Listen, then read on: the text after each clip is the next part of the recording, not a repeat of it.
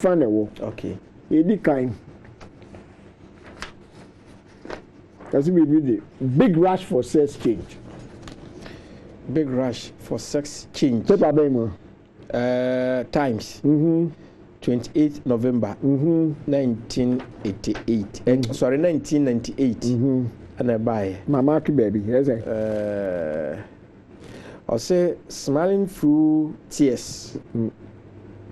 Yeah. Is it agony of agony? Hannah making. Smiling through tears. Yes, I say smiling through tears of agony. Father Bio. Smiling through tears of agony. And Obo Bidin. Nidini Sanyalak. Pescasmok.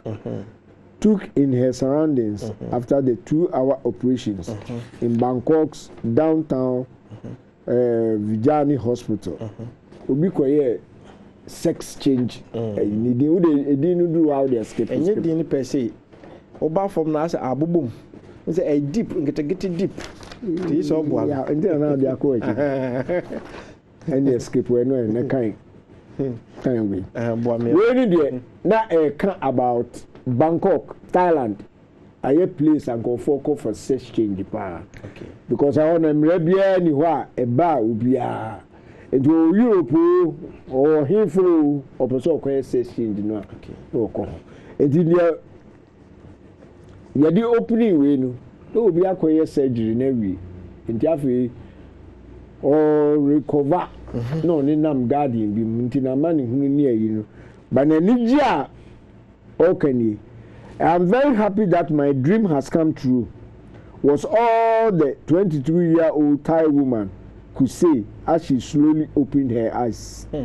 2 hours earlier, Sani Pano had been a man. Sanyalok, no, a man.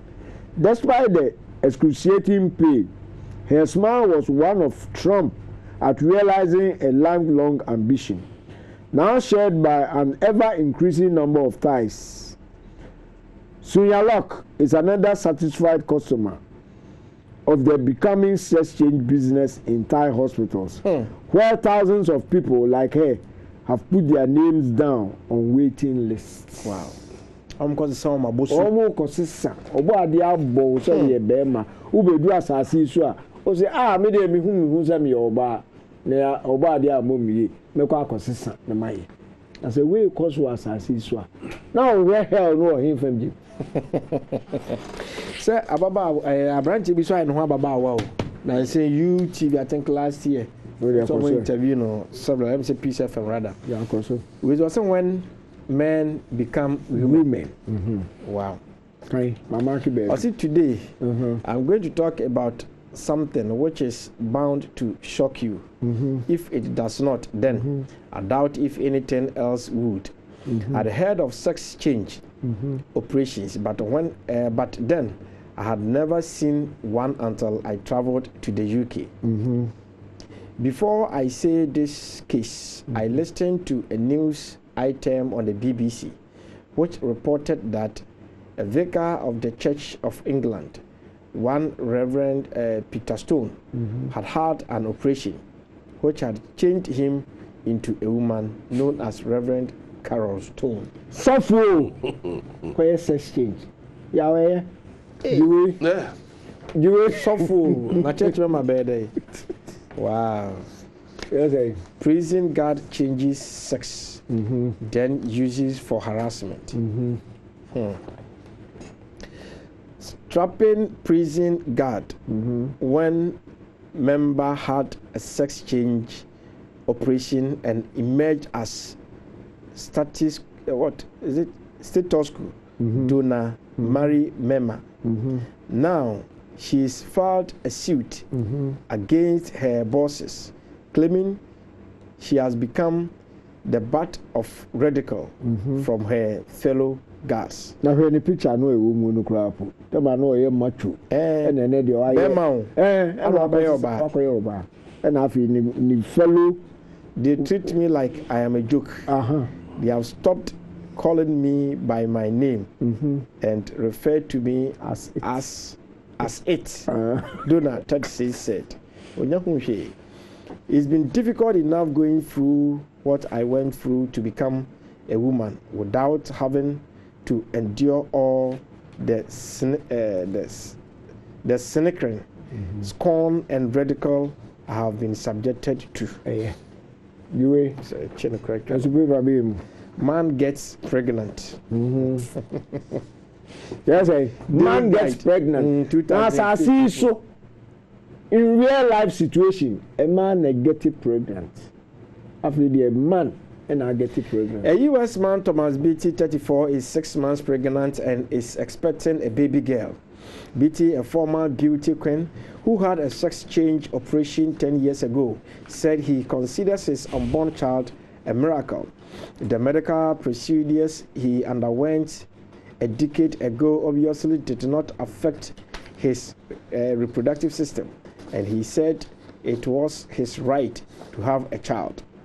His wife, Nancy, says she inseminated him using sperm from an anonymous donor, and their doctor say it is a normal pregnancy. But the woman say, no, so I oba and require sex change. No ja. Now would the reproductive system there were me answer. And what a man, and also need the first man why a pregnant. Who know I am man, and so I am pregnant. Now, if you are not living on hell or body in this area, when any penny so, there be when we need a coso. Ah, you know, yeah, alive. Now, where hell don't say it was assassin. Fair not to Pakibu baby. Pakibu ko any man. Of Nabraha. Our Oba there say ma any member any be worry. And no like UN Ashisha debut of why I say International Day to celebrate families. Yes. And a family membership it is saying you first starting. Or say girl dams hubby for dummy. Or baby Jaini Kunu Akofa sa Oko shop mua sa toy no be near Shanata dear the Brazil Muzini or falling in love. And they also don't know how I don't know. Also proclaiming her husband of 30 years a jerk and a clod. Francine Jenkins has filed for a quick divorce so she can shack up with new love of her life. A full-size CPR dummy named L. It sounds crazy, but L is the man of my dreams. The 52-year-old store clerk told reporters in Perth, Australia, and I can't wait for my divorce from Leonard to become final so L and I can live happily ever after. The next page.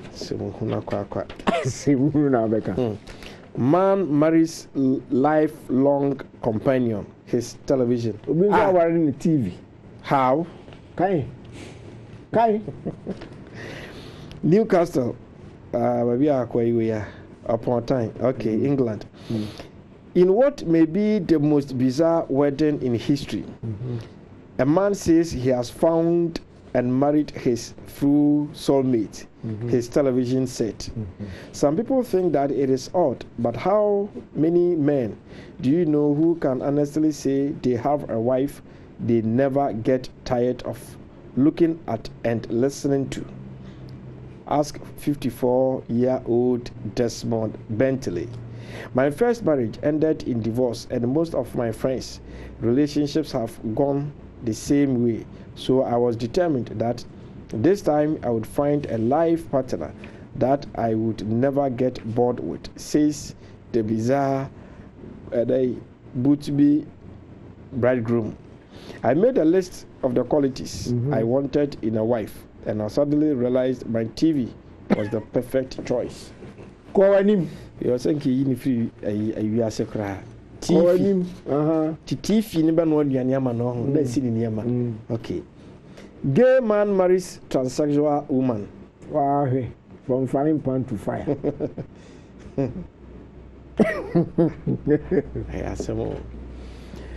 The bride pulls up in a vintage American convertible and steps out in her frilly rented gown. The crowds cheer as they throw rice in her direction. It is the happiest day of my life, she gushes. But Wendy Iripa is not your average bride. She is a male to female transsexual.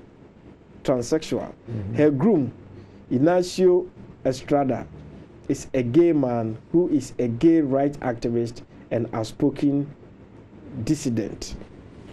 When we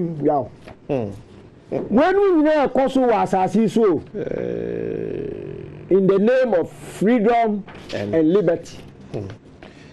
Woman marries dog. Woman marries dog. A British woman finally found the partner of her dreams, her pet dog. While she can be sued, they won't leave the toilet seat up or put foam round the sink.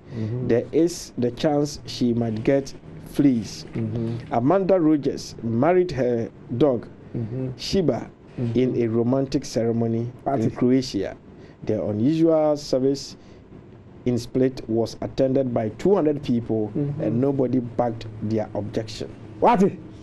Nipa worry kraman oba no na worry kraman kraman here Mr. Dog and you want to be Mrs. Dog.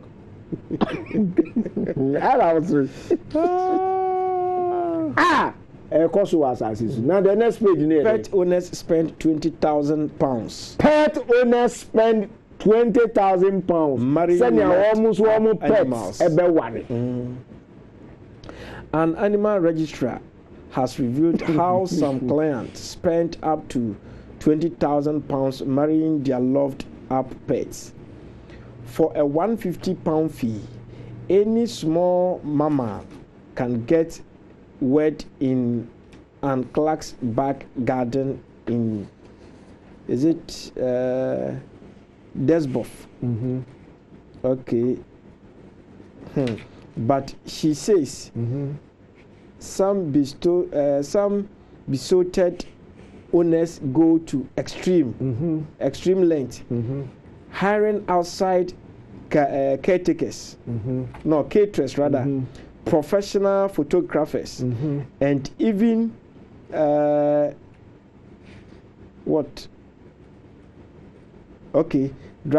driven limousines for their pampered companions.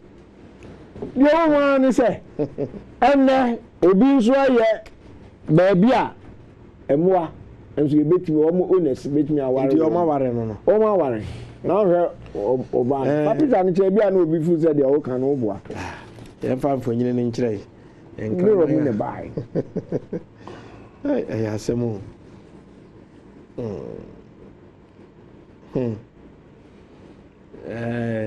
abusia because aka say wake up Africa so the demfo yin ne ekire mo no yen hwe messages mienu miensa bia eno nso wo ha ebetimi e de atwa mama it was say hi, I'm Josephine from Sominya, please where can I get some of the Bible?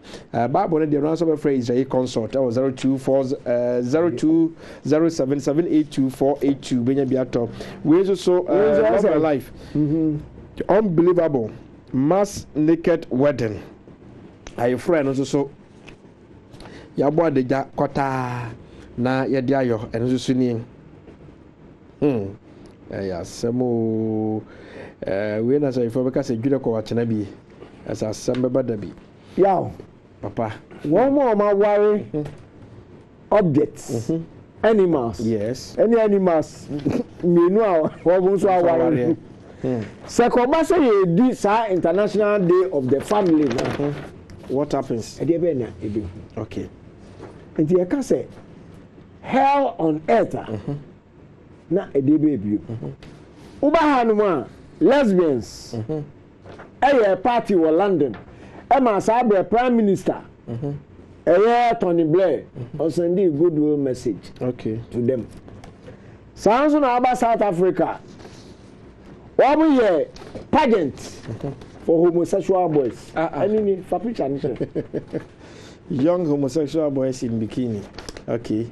and no so ni I say sebe mo fa me kasa nche me wie o mo so tan so amatan bon sanity ade e dey be ko mo no me say o mo nya ma o mo ya mema aha camera nem fa ni hu headline ni young homosexual boys in bikini ye hu anu yi pa e wo ho na fe ye mo mgire na mema pa aha mo na hwe mema pa sero mayo mo asema ye da se aka bebre but mink mre no etia no we nu nyina no koso Ghana ha yesi sodomy Ghana haven for gay men you can't deny it ni nyina koso ha we nu nyina no nti and you can say heaven and hell conditions are experiencing whilst on this earth alive na nya heaven oh baby I you wako only one you wako tell me one verse one phrase and I say one sentence oh bible mu e say you a you call heaven okay any now we are not the message aba na mo say heaven ni hell ni ho ye chirechire mu enti wo so ti ase a tie chirechire mu no awa obehu baby ayo the same thing yaw and you can judgment day ya di bibia atwetrim judgment day ya danwa awufo nyina benyane enti unua bia wawu 50 years 100 years unua no and last week oka se nipa no koto nsuma na epumu a bonsu wetu nani fish we fa na so we fa 90 do a na fish na so ko fa ni aka ba ye na ye hwe we na mu ye hwe na mu enti do e ko fa na mu no he obenya ni part no nya makeka mbom